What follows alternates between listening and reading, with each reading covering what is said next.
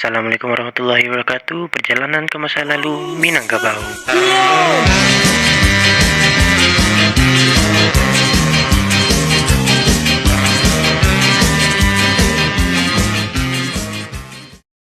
Hello guys, welcome to my vlog.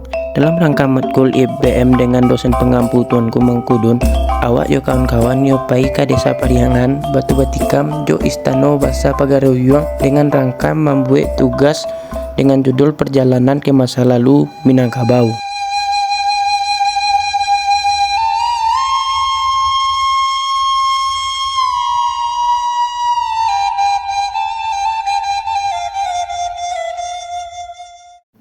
Jadi kami pagiku berangkat jam 7:30.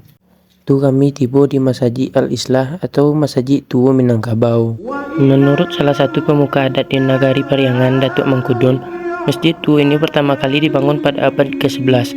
Sejak pertama dibangun, Masjid Tua telah mengalami 3 kali renovasi dan 1 kali pemindahan lokasi. Mulanya, Masjid Tua terletak tidak jauh dari lokasi berdirinya saat ini. Masjid Islah merupakan salah satu masjid tertua di Sumatera Barat. Menurut masyarakat sekitar, Masjid Islah merupakan lambang perdamaian antara Lareh Bodi Caniago dan Lareh Koto Piliang, dua keselarasan yang ada di Minangkabau yang memiliki sistem yang berbeda. Berjalan sedikit ke arah sebelah kanan Masjid Islah terdapat batu 50 kota. Menurut cerita rakyat, batu 50 kota merupakan salah satu dari batu Lantak Tigo. Batu Lantak Tigo merupakan batu penanda pembentukan wilayah atau daerah awal penyebaran adat dan masyarakat etnis Minangkabau tempo dulu, yang dipecah menjadi 3 wilayah atau disebut Luhak nan Tigo, yakni Luhak Tanah Datar, Luhak 50 kota, dan Luhak Agam. Selanjutnya kita akan pergi ke makam seorang arsitektur yang merancang rumah gadang di Minangkabau. Uniknya makam ini tidak memiliki ukuran pasti, karena setiap pengukuran akan selalu berbeda-beda hasilnya. Orang di dalam makam ini bernama Tan Tejo Gurhano. Ia mendesain rumah gadang yang menyerupai perahu yang dia bawa untuk berlayar dan disempurnakan dengan gonjong. Kepintarannya dalam membuat rumah tersebut membuatnya dinobatkan sebagai arsitek rumah gadang pertama di Minangkabau.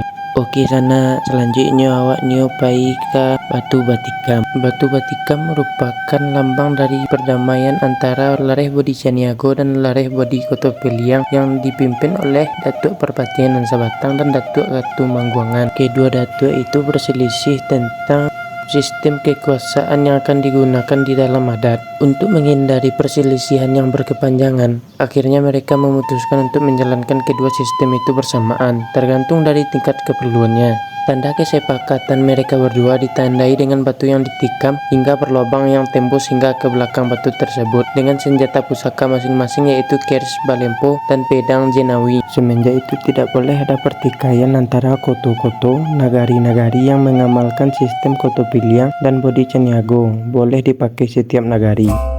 Nah, terakhir awak pergi ke Istana Basa Pagaruyung.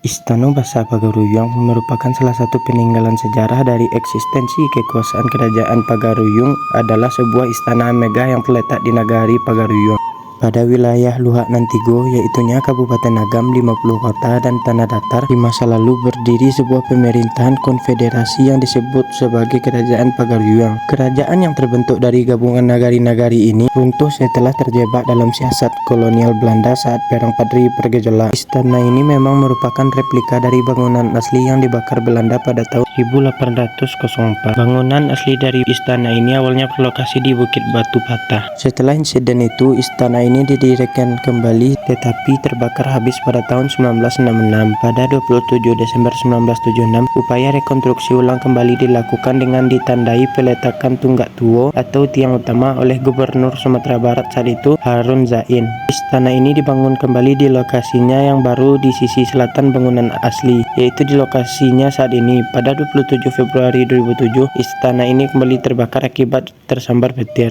Upaya pembangunan kembali berlangsung antara tahun 2008 sampai 2012 dengan menelan dana lebih dari 20 miliar. Arsitektur aslinya tetap dipertahankan meskipun sebagian besar peninggalan barang berharga di dalamnya musnah dan hanya tersisa sekitar 15%.